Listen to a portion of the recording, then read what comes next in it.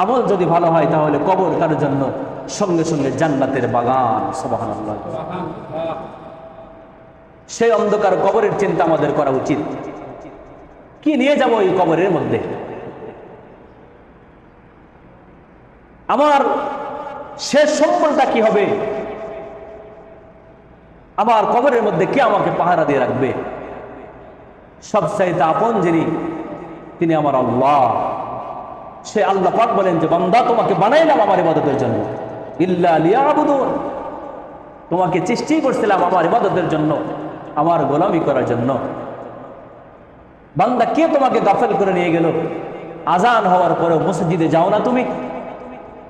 আবার মসজিদ থেকে, আমার ঘর থেকে আমার বান্দা মুয়াজ্জিন তোমাদেরকে আল্লাহু আকবার আল্লাহু আকবার বলে ডাকে, হাইয়া আলাস সালাহ, নামাজের দিকে আসো, হাইয়া আলাল ফালাহ, কল্যাণের দিকে আসো বলছে বারবার। বান্দা, একবার কি আজানের আওয়াজ তোমার কানে পৌঁছে নাই? হে যুবক, তুমি মোবাইল ফোনের দিকে দৃষ্টি রাখো, কানের মধ্যে হেডফোন লাগায়া দিনের পর দিন, রাতের পর রাত ফোন বুকের ফেসবুক আর ইউটিউবে দেখো। বান্দা, একবার আজানের আওয়াজ তোমার কানে পৌঁছে নাই? শুধু মহল্লার মসজিদ আজান হয় তা নয়, আশেপাশে 10-12টা মসজিদের মাইকে আজান, লম্বা লম্বা মাইকে আজান। হে যুবক, তোমার মোবাইল ফোনে যদি কেউ ছোট্ট একটা মিস কল দেয়, একটা মিস কল আসছে, তোমার নজর চলে গেছে সেই মিস কলের দিকে, আমাকে কে মিস কল দিল? নাম্বারটা যদি আননোন নাম্বার হয়, নতুন অপরিচিত নাম্বার যদি হয়, তোমার ফোনে টাকা নাই, এমবি নাই, তুমি পেরেশান হয়ে গেছে এই নাম্বারটা কার, ঠিক না? ঠিক, আমাকে জানতে হবে এই নাম্বারে কে আমাকে কল দিল, মিস কল দিল। যুবকরা বর্তমান সময়ে এরা তো বেশি পাগল হয়ে যায় যে না জানি আমার গার্লফ্রেন্ড, আমার ভালোবাসার সুন্দরী হয়তোবা তার ফোনে টাকা নাই, অন্য কোনো নাম্বার দিয়ে আমাকে মিস কল দিয়েছে কিনা। যুবকদের কৌতূহল থাকে এগুলা। হে যুবক, তোমাকে তোমার গার্লফ্রেন্ড একটা মিস কল দিয়েছে, ছোট্ট একটা SMS তোমাকে করেছে, তোমার নজর সেখানে চলে গেছে, পেরেশান হয়ে গেছো, তোমার ফোনে টাকা নাই, মায়ের কাছ থেকে মিথ্যা কথা বলে টাকা নিতেছো, বই কেনার কথা বলে টাকা নিচ্ছ যে মা আমার বই কিনতে হবে, টাকা দাও। ওই টাকা নিয়ে তুমি বাজারে গিয়ে এমনি বসছো তোমার ফোনে, মা দেখে নাই, দেখছেন কি বাবা? হ্যাঁ যুবক, তোমার একটা মিস কলের জন্য এত পেরেশান, এত পাগল হইলা।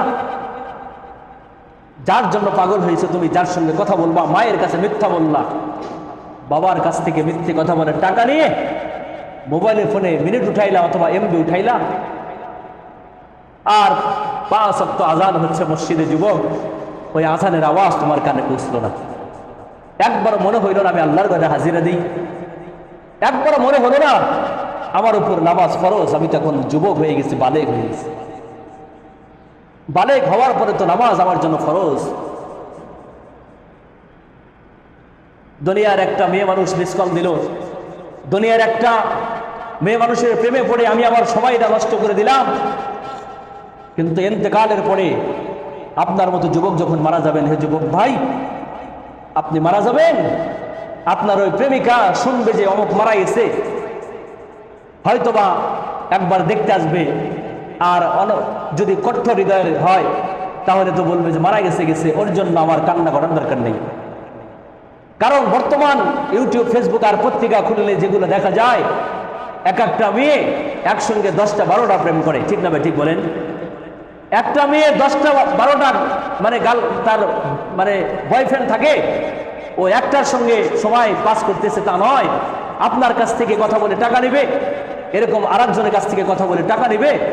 এগুলা সব কিছুই হলো, রাসূল বলেন, মিশকাত শরীফের হাদিস, নবীজি বলেছেন, আন-নিসাউ হিবালাতুশ শাইতান, আন-নিসাউ হিবালাতুশ শাইতান। আল্লাহর পয়গম্বর বলেছেন, নিশ্চয় পুরুষ জাতিকে জাহান্নামে নেওয়ার জন্য দ্বিতীয় শয়তান হলো মহিলা।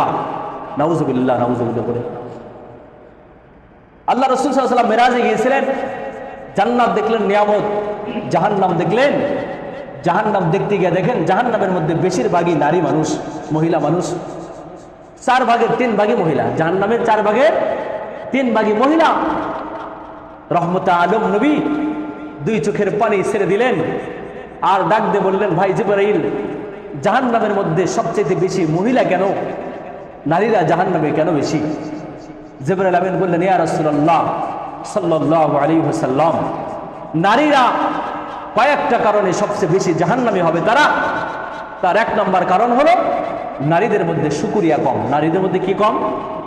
শুকরিয়া। যে আল্লাহ পাক আলহামদুলিল্লাহ, যে অবস্থায় আমাকে রাখছে আলহামদুলিল্লাহ, এই কথা বলে না মেয়েরা।